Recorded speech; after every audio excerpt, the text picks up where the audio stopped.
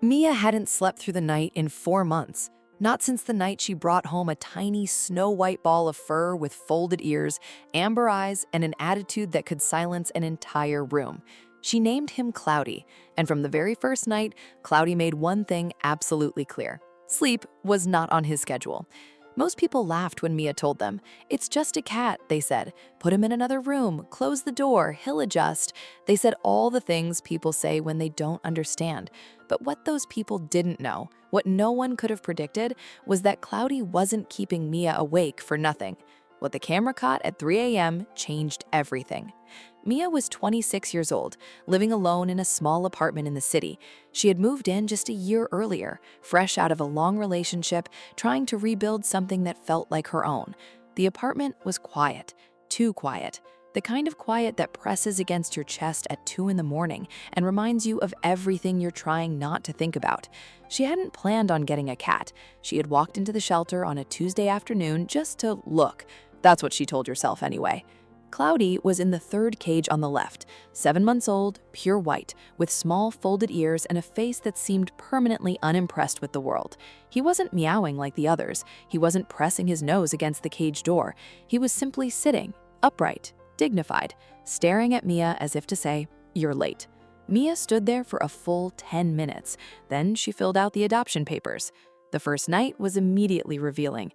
Mia set up a cozy bed for Cloudy in the corner of the bedroom. Soft blanket, plush cushion, a little toy mouse. Cloudy sniffed it, looked at Mia, then walked directly onto the bed and sat on Mia's pillow. The second night, Mia tried closing the bedroom door. Cloudy sat outside it and scratched, not frantically, not desperately, rhythmically, calmly, like he was simply knocking and waiting for someone to answer. After 45 minutes, Mia opened the door. Cloudy walked in, jumped onto the bed, and went to sleep. By the end of the first week, the routine was set. Cloudy slept exactly where he wanted, on the pillow, on the blanket, sometimes directly on top of Mia's feet. And every single night, without fail, something woke him up. Not a sound from outside, not hunger, not thirst. His bowl was always full, his water was always fresh. Cloudy simply refused to let Mia sleep past 3 a.m.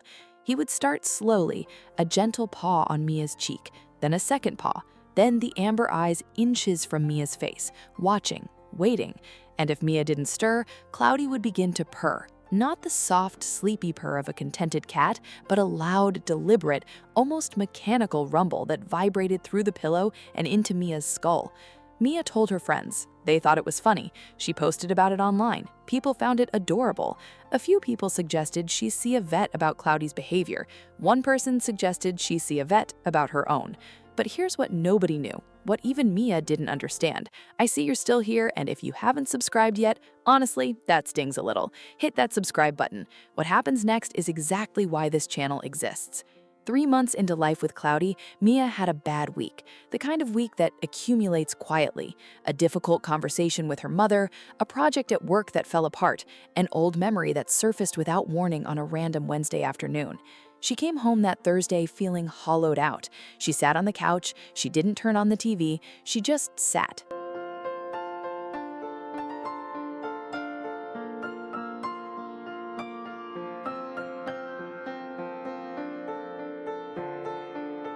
Cloudy jumped up beside her, not onto her, just beside her, close enough to touch.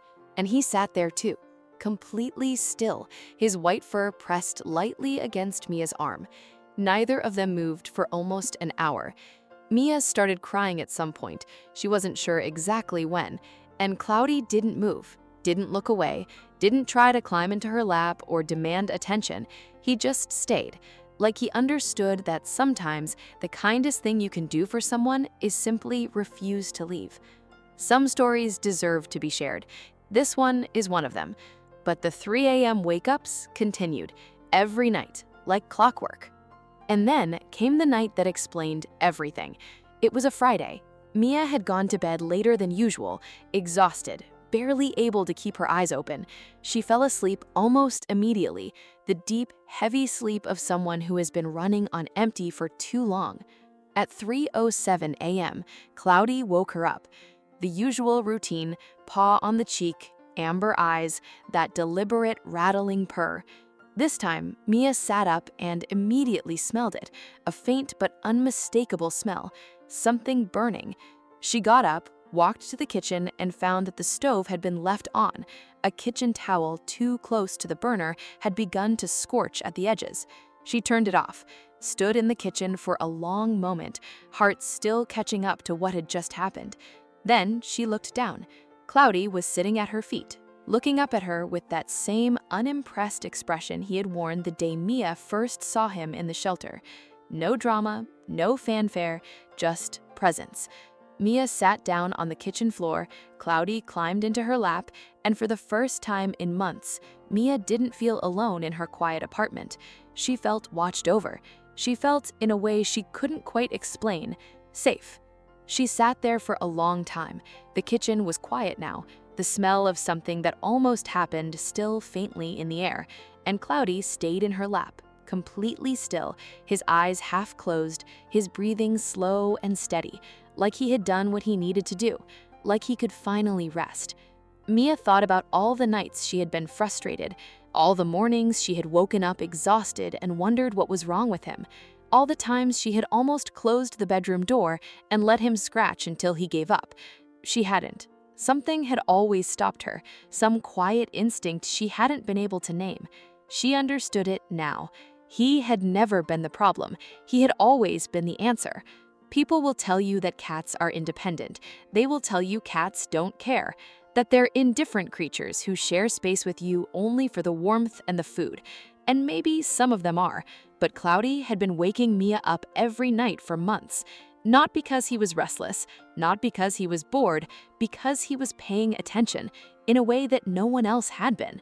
The cat that Mia had brought home on a Tuesday afternoon, the one that had stared at her from the third cage on the left as if she were already late, hadn't been waiting to be rescued. He had been waiting to do the rescuing. If you're thinking about adopting a pet, please don't overlook the quiet ones, the ones sitting upright in the back of the shelter watching the door. They're not indifferent, they're choosing, and if one of them chooses you, pay attention.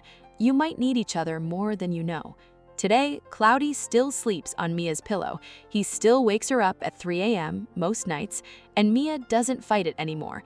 She just gets up, checks the apartment, and then comes back to bed, where Cloudy is waiting, eyes open, watching, as he always has been. Is this love or is it instinct? And does the difference even matter? Tell me what you think in the comments.